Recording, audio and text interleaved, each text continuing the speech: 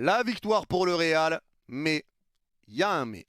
Salut les fraudes, j'espère que vous allez bien. On se retrouve pour une nouvelle vidéo. Débrief du match entre le Real Madrid et Villarreal. Victoire 3-1 du Real Madrid. Une victoire qui permet au Real de reprendre la première place de la Liga provisoirement en attendant le match du FC Barcelone demain et avant la trêve.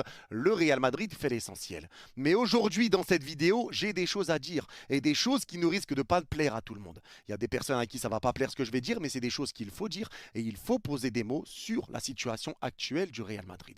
Et je vais déjà commencer par Villarreal, parce qu'aujourd'hui, Villarreal, moi, je les attendais autrement. Je m'attendais à voir une équipe de Villarreal qui allait jouer haut, qui allait presser, qui allait mettre de l'intensité, eux qui étaient à 5 victoires, 1 nul, une défaite en Liga depuis le début du championnat. Je m'attendais à voir du jeu. Et au final, c'est un Villarreal qui joue très bas, qui refuse le jeu devant leur surface, bloc bas, défensif, et qui essaye de contre-attaquer. Et en plus, leur contre-attaque était ratée, parce qu'ils rataient leur contrôle, ils rataient leur passe, ils rataient leur tir, ils perdaient le ballon. Bref, ils n'arrivaient pas à ressortir le ballon. Mais moi, ce que je veux voir, c'est un Real Madrid face à une équipe qui va te rentrer dedans. Parce qu'on l'a vu contre l'Atlético, à chaque fois que le niveau monte un petit peu, c'est là que le Real est en difficulté. Aujourd'hui, face à cette équipe de Villarreal qui refuse le jeu et qui met sur le banc Mikotadze, Pepe et le bon vieux Akomash, les trois joueurs qui ont été décisifs contre la Juve en plus quelques jours avant en Ligue des Champions, tu savais que les plans de jeu de Villarreal, là aujourd'hui, c'était d'essayer de refuser le jeu, essayer de dégoûter un petit peu le Real Madrid et de les empêcher de jouer.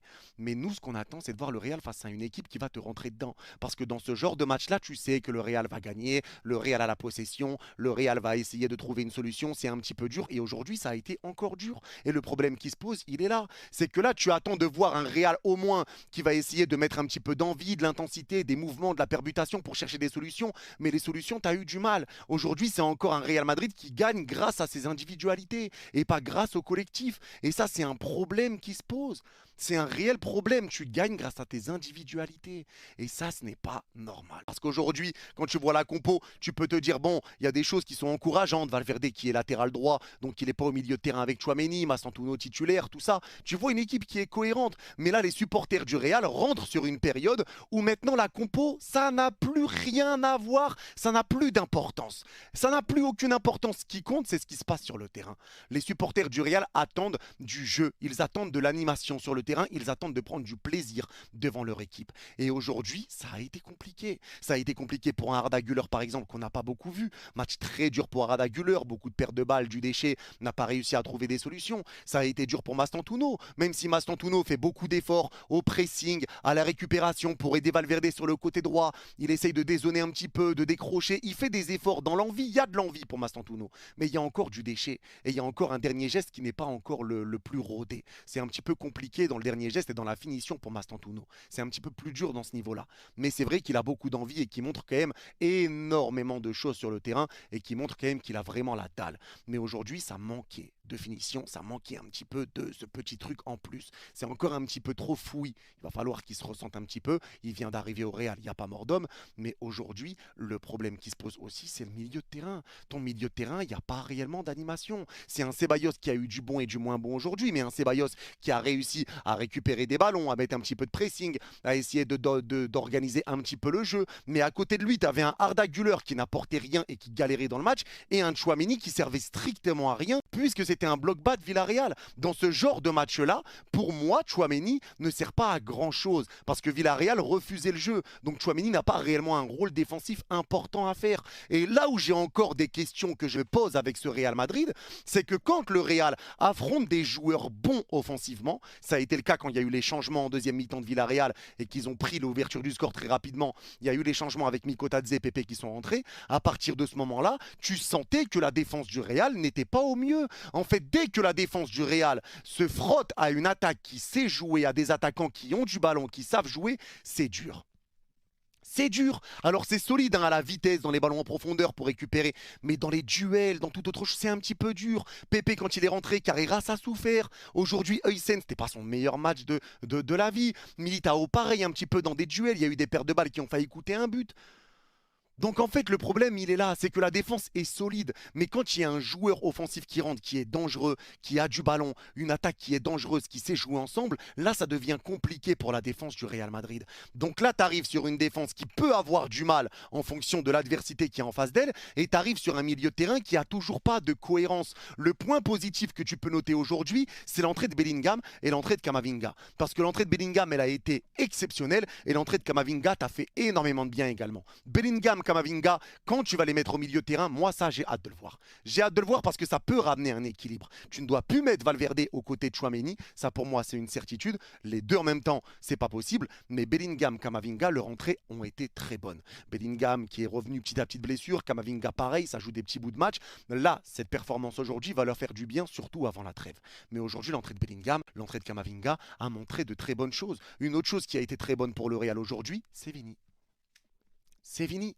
Et moi, les gars, aujourd'hui, j'ai vu un Vini qui a énormément décroché. Un Vini qui est beaucoup venu aider Carrera sur le côté gauche. Un Vini qui a proposé des solutions sans monter trop haut, trop rapidement. Il était assez bas pour proposer des solutions de passe entre deux joueurs de Villarreal dans sa moitié de terrain pour essayer de reporter le ballon sur le côté gauche et proposer des solutions un petit peu à ses porteurs de balles. C'est un Vini qui a mis du pressing. C'est un Vini qui a essayé de jouer collectif. Il a essayé de trouver ses coéquipiers. Il est venu aider ses coéquipiers et c'est un Vini, je trouve, qui se met vraiment au service du collectif, mais qui se met aussi au service de Mbappé. Et ça, c'est la sensation que j'ai avec le Vini actuel. C'est un Vini qui cherche beaucoup plus Kylian. Quand Kylian vient sur le côté gauche, Vini repart dans l'axe. Il ne reste pas tous les deux côtés gauche. Vini essaye de faire des efforts pour que le collectif prime. Là, moi, j'ai cette sensation que Vini, en 1 contre 1, il essaye de faire ses différences, comme d'habitude. Là, il essaye de retrouver un peu ses sensations et il y arrive. Ça a marché aujourd'hui. Il a fait des différences. Il récupère un penalty. Il a mis un doublé. Il a réussi à faire des dribbles et à faire des centres en retrait derrière. Un petit peu l'habitude de Vinicius sur les saisons passées. Il retrouve un petit peu ces sensations-là, mais je trouve que là, c'est un Vini qui se met au service de son équipe. Il a compris, ça y est, ballon d'or, etc. Tout ce qu'il a eu dans la tête. Là, je sens un Vini qui essaye de faire le travail pour le bien du Real Madrid. Et pas pour le bien de Vinicius. Pas pour aller gagner le ballon d'or ou je ne sais quoi. Là, dans l'attitude, j'ai vu un Vini qui a fait un travail collectif. Il a essayé de travailler pour le collectif et il a fait un bon match aujourd'hui. Il te met un doublé, un premier but un peu chanceux avec la frappe qui est déviée, mais c'est pour lui le but quoi qu'il arrive. Le penalty qui est récupéré derrière, et pour moi, il y a penalty là-dessus. Transformé par Vinicius, Mbappé lui a laissé beau geste d'Mbappé. Mbappé, pour parler de lui, c'est pas le meilleur match de Kylian aujourd'hui, mais pareil, tu vois qu'il est toujours dangereux, tu vois qu'il peut faire mal à n'importe quel moment, même quand c'est pas un top match. Il est buteur encore une fois aujourd'hui, sur un tap-in, ce que vont dire les gens, mais bon, il faut être là. C'est lui qui est au départ déjà et qui sert Brahim et qui est resservi derrière, donc il faut suivre l'action. Il met son but quand même, Kylian. Tu sens aussi qu'il essaye de jouer avec ses coéquipiers. En première mi-temps, la passe qu'il met à Mastantuono, elle est magnifique alors qu'il aurait pu tirer. Il choisit de donner le ballon à un joueur qui est mieux placé que lui. Tu sens quand même que même Mbappé, pour moi, c'est plus le Kylian qui est beaucoup critiqué à dire oui, il veut que marquer, il veut que stats, il est là pour ses stats. Même Kylian, j'ai cette sensation qu'il essaye de jouer collectivement. Et qu'il essaye lui aussi de se mettre au collectif. Quand il peut marquer, forcément, il va marquer.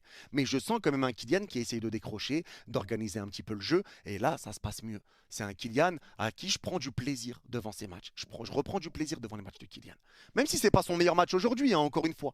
Mais tu vois quand même que lui aussi se met au service du collectif.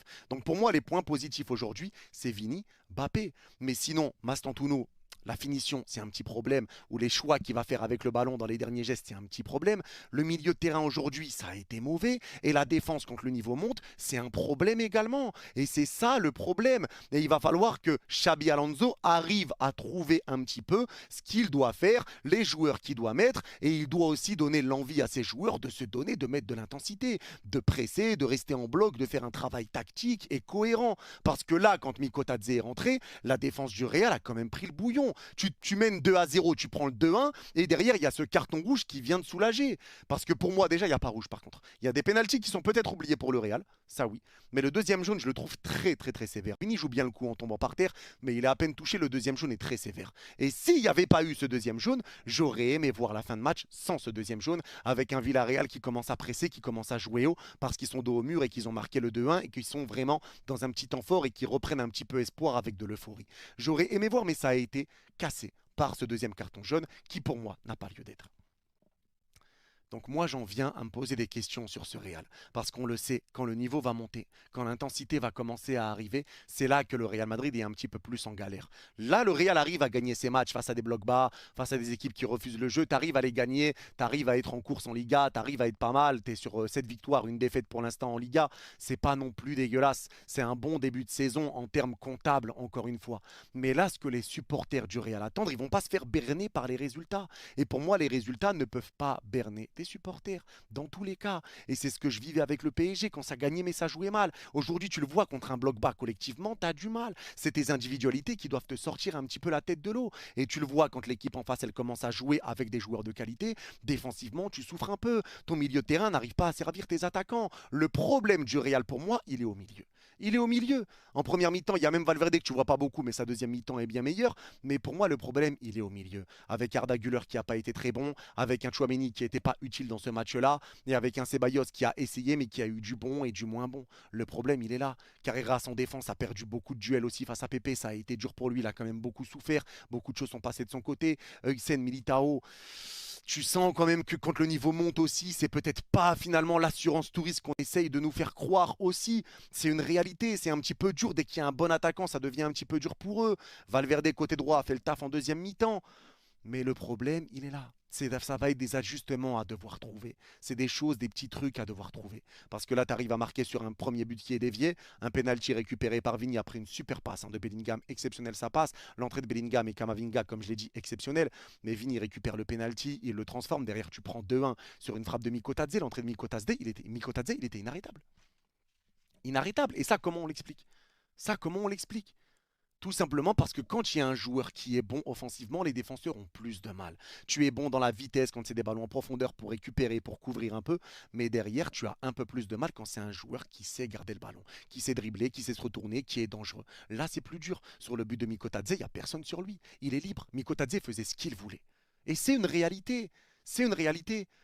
Donc il y a toujours des interrogations côté Real. Il y a des points positifs, bien évidemment. Parce que là, comme je vous l'ai dit, Bellingham, Kama, Vini, Mbappé, il y a des points positifs. Et il va falloir bosser autour de tout ça. Mais là, ce qui va commencer à falloir voir, c'est vraiment du jeu sans ballon et avec ballon. Avec ballon, trouver des solutions, essayer d'aller vite vers l'avant, avoir du mouvement, de la permutation. Sans ballon, le pressing, les récupérations, de l'envie, du mouvement, un bloc qui bouge, des joueurs qui permutent un peu, des joueurs qui prennent la place de l'autre, les ailiers qui viennent aider les latéraux, ça tu l'as vu quand même aussi dans ce match-là, donc ça aussi ça a été quand même des points positifs avec des efforts qui ont été faits, mais encore une fois, quand le niveau va monter, c'est là que ça peut être plus compliqué. Donc Xabi Alonso va devoir trouver des solutions et il va devoir trouver des solutions à son équipe très rapidement.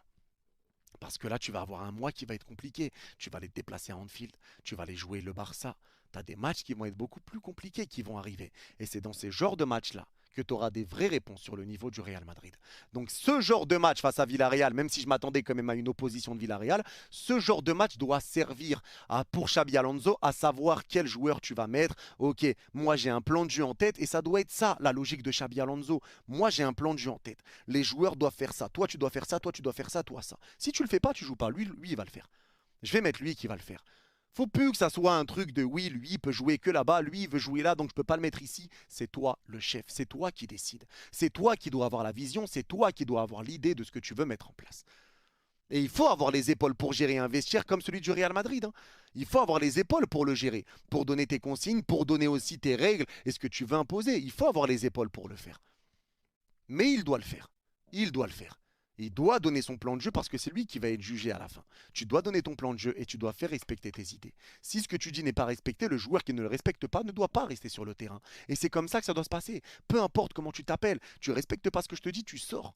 Mais là, pour moi, la grosse urgence, elle est surtout au milieu de terrain. Tu le ressens. Quand c'était Valverde et Chouameni ensemble, ça n'allait pas. Et là, aujourd'hui, c'était pas extraordinaire non plus avec un Chouameni qui ne servait pas à grand-chose et un Arda qui a été dans le dur. Donc là, c'est des choses qui vont devoir être réglées pour le Real, mais la victoire est là. Déjà, c'est une bonne chose. Et Xabi Alonso va retrouver maintenant Bellingham, Camavinga, donc il aura un effectif plus fourni pour pouvoir mettre son 11 en place. Mais en tout cas, Valverde à droite, moi je pense que c'est une bonne chose que tu le mettes ailier droit ou défenseur droit. Je pense que c'est une bonne chose parce que ça aussi, pour moi, Valverde au milieu, c'est cuit. Pour moi, Valverde, je l'aurais mis ailier droit. Si Xabi veut rester dans un 4-3-3, Valverde, je l'aurais mis ailier droit. Pour quelle raison? Parce qu'au milieu de terrain, il n'apporte rien aux côtés de Tchouaméni. C'est un milieu de terrain qui ne sert à rien. Il n'y a pas d'apport offensif et ça n'apporte rien défensivement. C'est nature peinture. Il n'y a rien du tout. Mais quand il est ailier droit, tu peux l'utiliser offensivement, tu peux utiliser sa qualité de centre, tu peux utiliser sa qualité de frappe. Il revient aider le milieu de terrain et il revient aider le latéral. Donc tu vois un Valverde qui est mis ailier droit, il est capable de marquer parce qu'il a une grosse frappe et il sait marquer des buts. Il revient au milieu de terrain pour créer du surnombre sans ballon et il vient aider sur son latéral pour venir aider défensivement et soulager la défense. Pour moi, c'est l'endroit dans lequel il doit jouer Valverde ou à la limite latéral droit comme il a joué aujourd'hui. Mais là, forcément, on sait qu'il a joué à ce poste-là parce qu'il n'y avait pas Carvajal et Trent. Donc on verra comment ça se passera derrière. Mais pour moi, Tchouaméni, Valverde, ensemble, ça c'est cuit. Ça c'est cuit. Et là, tu vas devoir trouver des solutions sur ton milieu de terrain. Tu vas devoir faire tes choix. Et tu vas devoir aussi montrer sur le terrain qu'il y a de l'amélioration, qu'il y a de l'envie, qu'il y a du mouvement.